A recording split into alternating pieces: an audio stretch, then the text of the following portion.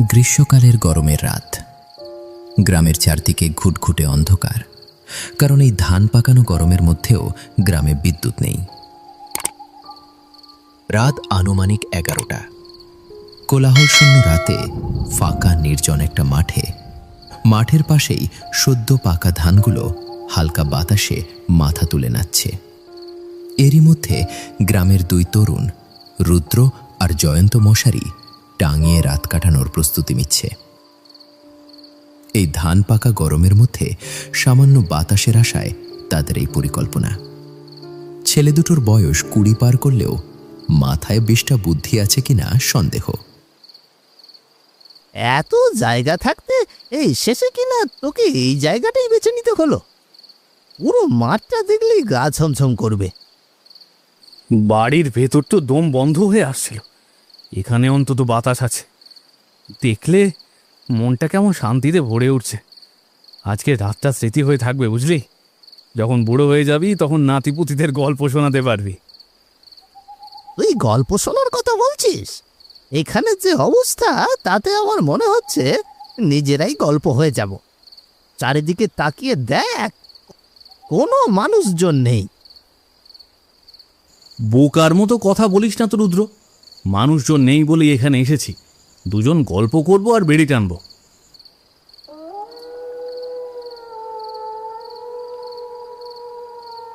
দুজনের কথার মধ্যেই হঠাৎ হাড় হিম করা কণ্ঠে শিয়াল ডেকে উঠল।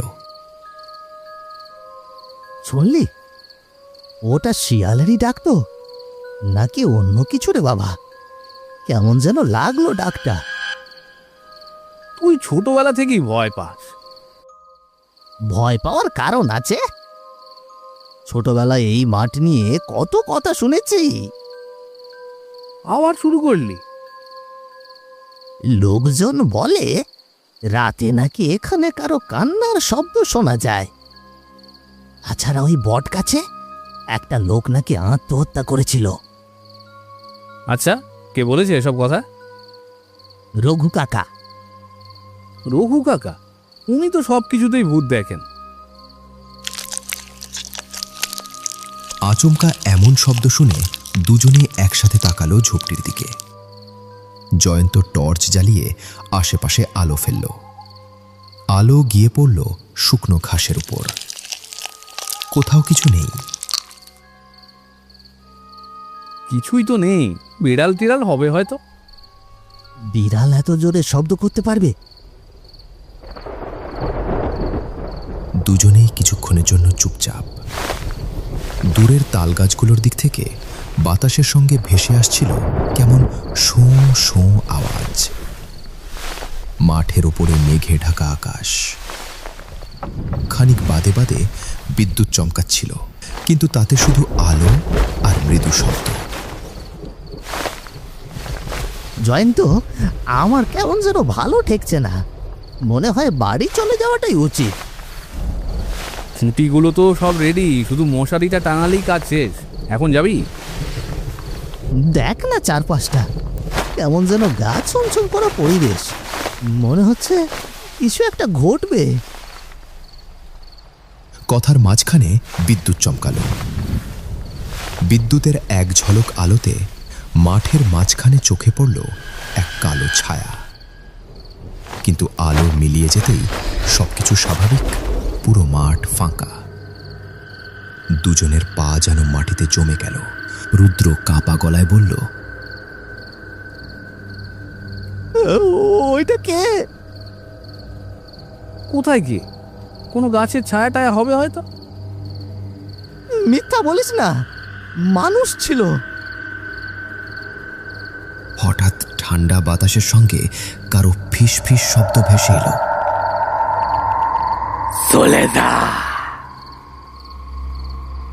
দুজনের শরীর কেঁপে উঠল। না না রুদ্র, চল চল বাড়ি যাই। চল তাড়াতাড়ি চল, আমি তো আগেই বলেছিলাম। ওরে বাবা রে! বড় বড় ফোঁটায় বৃষ্টি পড়তে শুরু করলো। দেখতে দেখতে মুষলধারে বৃষ্টি শুরু হলো।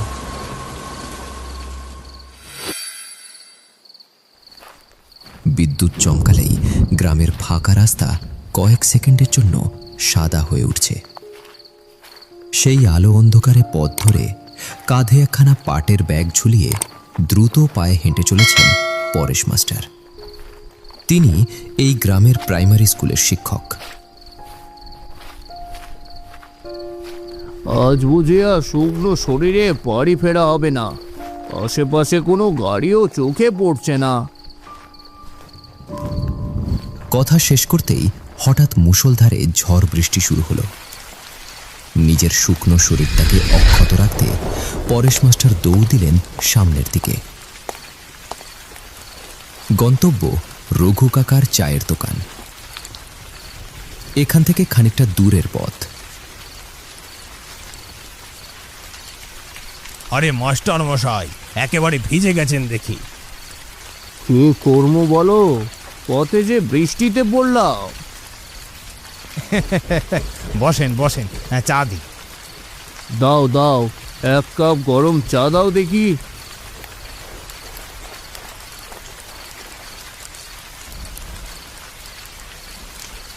পরেশ মাস্টার দোকানের পাশের বাঁশের বেঞ্চে বসতেই টিনের চালে বৃষ্টির শব্দ আরো জোরে বাজতে লাগল।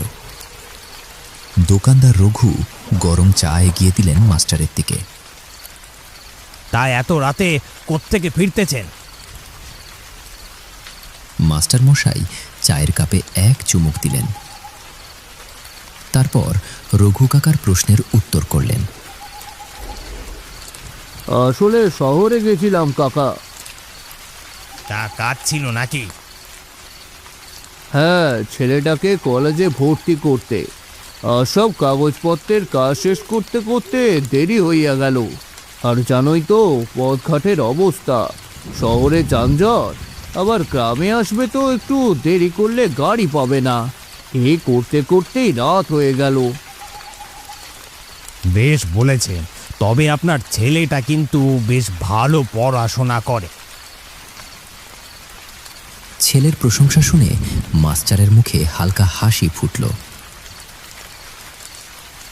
গরিব মানুষের থেকে বেশি আর কি চাই?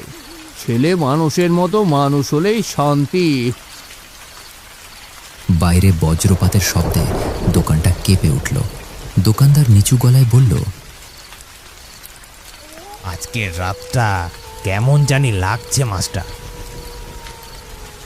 পরেশ মাস্টার চুপচাপ বৃষ্টির দিকে তাকিয়ে রইলেন। তারপর কিছু একটা ভেবে দীর্ঘশ্বাস ফেলে বললেন, ঠিক বলেছেন কাকা, রাস্তাঘাটও কেমন জানি একদম ফাঁকা। মাস্টার মশাইয়ের হাতের কাপটি খালি হতেই বাইরের বৃষ্টিও খানিকটা কমে এলো। মাস্টার মশাই বাড়ি যাওয়ার প্রস্তুতি নিলেন। আচ্ছা রঘু কাকা, এখন যাই। বৃষ্টিও দেখছি খানিকটা কমে এসেছে, আর দেরি করলে বাড়ির লোক চিন্তা করবে। আচ্ছা, সাবধানে যাবেন মাস্টার মশাই। পরেশ মাস্টার ব্যাগ কাঁধে দোকান থেকে বেরিয়ে পড়লেন। টিপটিপ বৃষ্টির মধ্যে আবার অন্ধকার গ্রামের রাস্তা ধরে বাড়ির পথে হাঁটতে লাগলেন। চারদিকে বৃষ্টির টিপটিপ শব্দ আর দূর থেকে ভেসে আসা শিয়ালের ডাক শোনা যাচ্ছিল।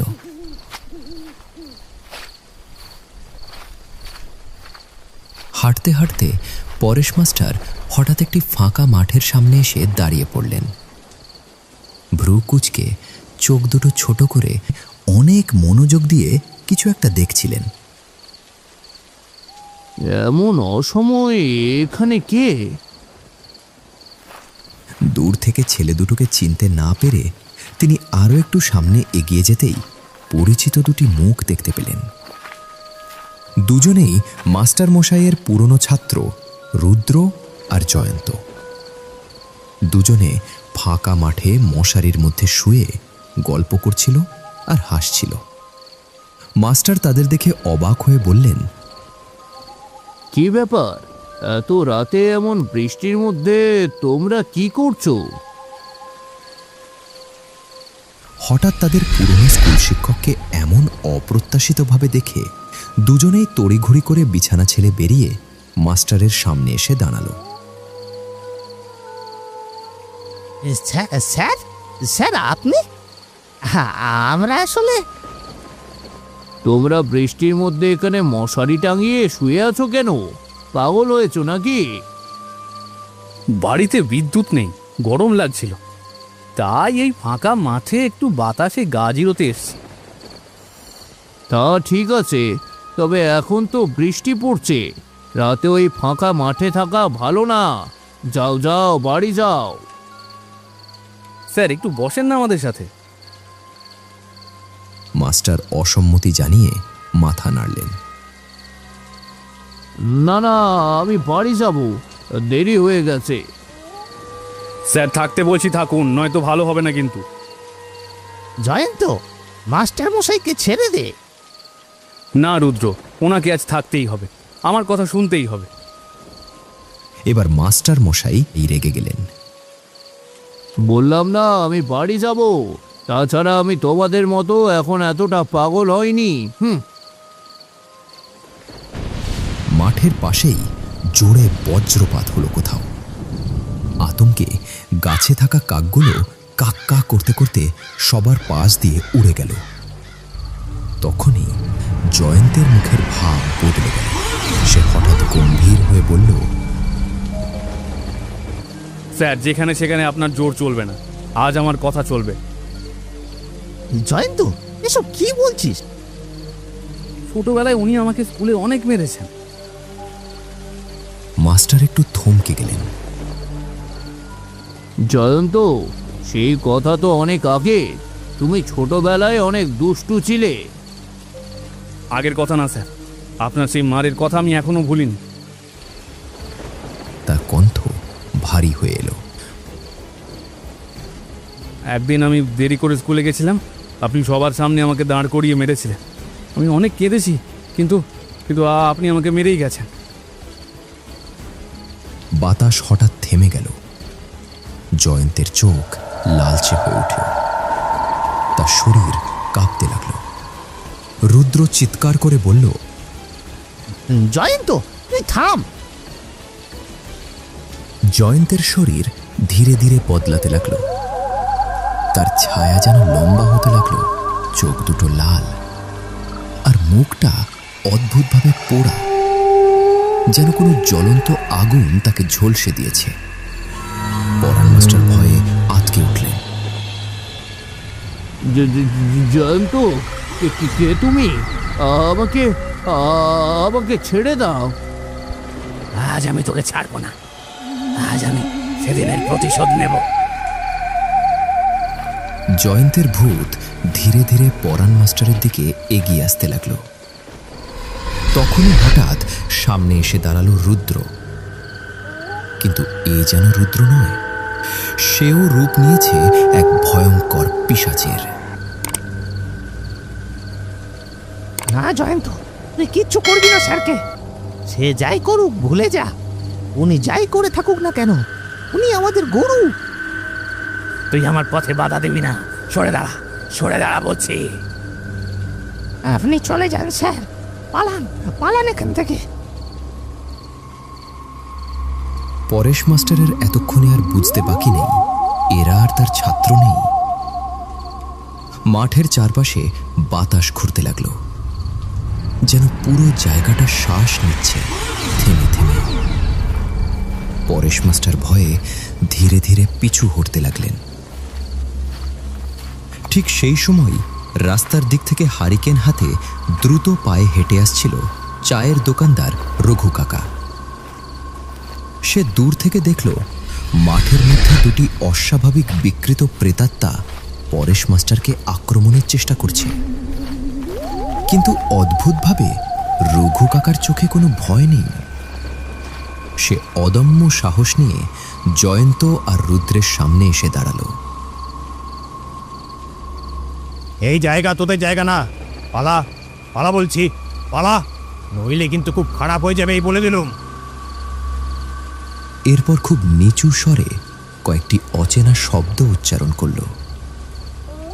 কণ্ঠ ভারী হয়ে গেল, বাতাস থেমে গেল, যেন এক মুহূর্তের জন্য পুরো পৃথিবী থমকে গেছে। জয়ন্ত চিৎকার করে উঠল, কে তুই? ছেড়ে দে, ছেড়ে দে বলছি। ফিরে যা, ফিরে যা বলছি। যেইখান থেকে এসেছিস সেইখানেই ফিরে যা। হারিকেনের আগুন অদ্ভুতভাবে তাদের শরীরে ধরে গেল। দুজনের শরীর মুহূর্তের মধ্যে ধোঁয়ার মতো উড়ে গেল। মাঠ আবার নিস্তব্ধ। পরেশ মাস্টার হাঁপাতে হাঁপাতে বললেন, এটা এটা কি ছিল? এইখানে আর দাঁড়াবেন না মাস্টার মশাই, তাড়াতাড়ি সামনে চলেন।